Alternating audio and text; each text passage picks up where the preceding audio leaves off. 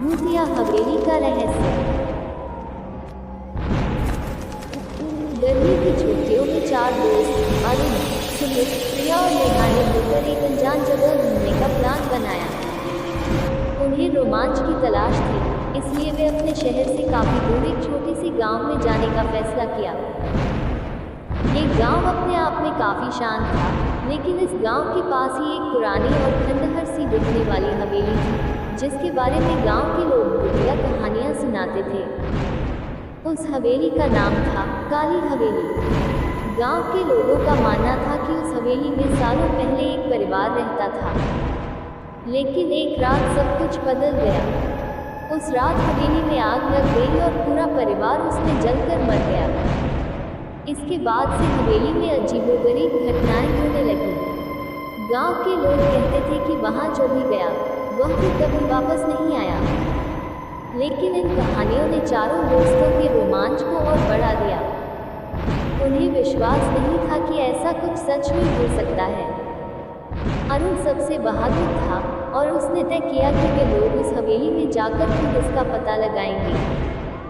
दोस्तों ने पहले तो हिचकिचाया, लेकिन अंत में सब मान गए। हवेली में पहला कदम। शाम के वक्त चारों दोस्त हवेली की ओर चल पड़े। जैसे ही वे हवेली के पास पहुंचे, एक अजीब सा सन्नाटा छा गया। हवेली के आसपास कोई पक्षी भी नहीं देख रहे थे, जो उन्हें थोड़ी चिंता में डाल रहा था। हवेली की विशालकाय गेट जंग लग चुकी थी और दरवाजे पर लटकती जंजीरें हल्की हवा में खड़खड़ा रही थी। सुमित ने एक नजर प्रिया और नेहा की ओर देखा। दोनों के चेहरे पर डर साफ झलक रहा था, लेकिन वे बिना कुछ बोले अरुण के पीछे पीछे चलती रही। दरवाजा धक्का मारकर खोला गया। अंदर का दृश्य और भी डरावना था। हवेली के अंदर चारों ओर धूल जमी हुई थी। हर जगह मकड़ी के जाले लटक रहे थे। कमरों के दरवाजे खुद ब खुद धीमी आवाज में हिल रहे थे, जैसे कोई अदृश्य शक्ति उन्हें धक्का दे रही हो। पहले संकेत। चारों दोस्त हवेली के अंदर घुसे और अपनी अपनी टॉर्च जलाकर अलग अलग कमरों की जांच करने लगे। प्रिया को एक कमरे में पुरानी तस्वीरें मिली, जिनमें कुछ लोग खड़े थे। उन लोगों के चेहरे समय के साथ धुंधले हो गए थे, लेकिन एक चेहरा काफी साफ दिखाई दे रहा था। एक महिला की आंखें उसे सीधा घूर रही थी। प्रिया ने घबराकर वह तस्वीर छोड़ दी और वहां से भाग निकली। नेहा ने हवेली के एक और कमरे में कुछ अजीब महसूस किया। अचानक उसे ठंडी हवा का झोंका महसूस हुआ, जबकि हवेली में कहीं भी खिड़की या दरवाजा खुला नहीं था। उसे ऐसा लगा जैसे कोई उसके कंधे पर हाथ रख रहा हो। उसने तुरंत पीछे मुड़कर देखा, लेकिन वहां कोई नहीं था। अरुण और सुमित ने इस सबको अंधविश्वास मानते हुए आगे बढ़ना जारी रखा। अरुण को लग रहा था कि वे बस एक पुरानी हवेली में हैं और डर केवल उनके मन का वहां है।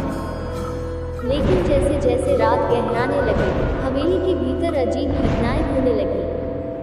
रात का आतंक। रात के समय हवेली के कमरों से अजीब सी आवाजें आना शुरू हो गई। कभी किसी के रोने की आवाज आती, तो कभी किसी के हंसने की। नेहा और प्रिया ने डर के मारे अरुण से कहा कि उन्हें वापस जाना चाहिए, लेकिन अरुण और सुमित ने उन्हें समझाया कि ये सब बस पुरानी हवेली की आवाजें हैं।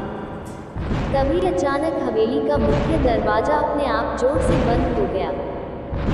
चारों ने भागकर दरवाजा खोलने की कोशिश की, लेकिन दरवाजा जैसे किसी अदृश्य ताकत ने जकड़ रखा था। वे समझ गए कि अब वे फंस चुके हैं।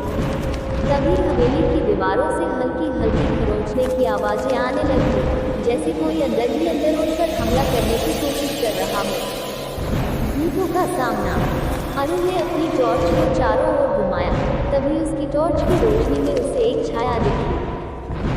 वह छाया धीरे धीरे उनकी ओर बढ़ने लगी।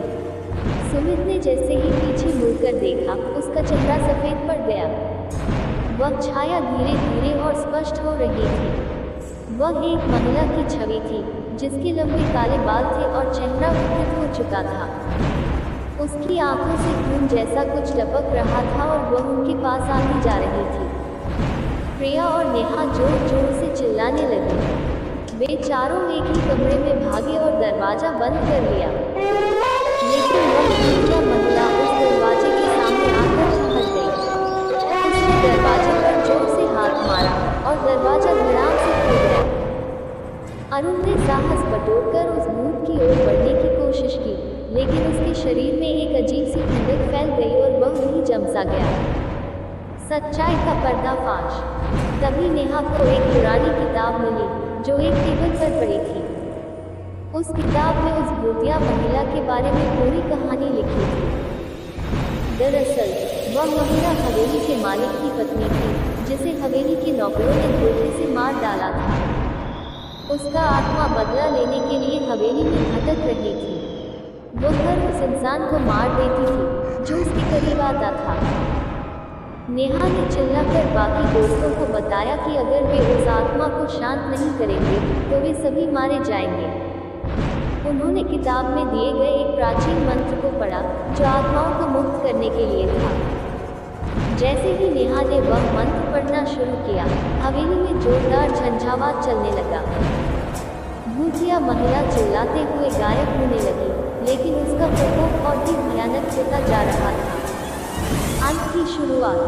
प्रिया और सुमित ने मिलकर मंत्र का पाठ तेज कर दिया और अंततः वह आत्मा गायब हो गई।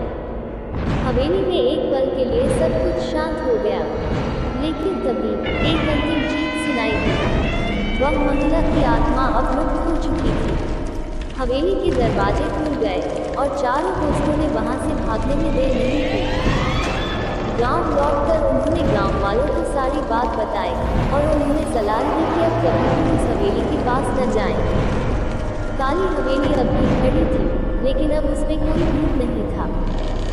हालांकि कोई ये कहने को तैयार नहीं था कि वह हवेली अब पूरी तरह सुरक्षित हो चुकी थी। चारों दोस्तों ने इस भयानक अनुभव के बाद एक सीख ली कि हर कहानी के पीछे कुछ न कुछ सच्चाई होती है और कुछ रहस्यों को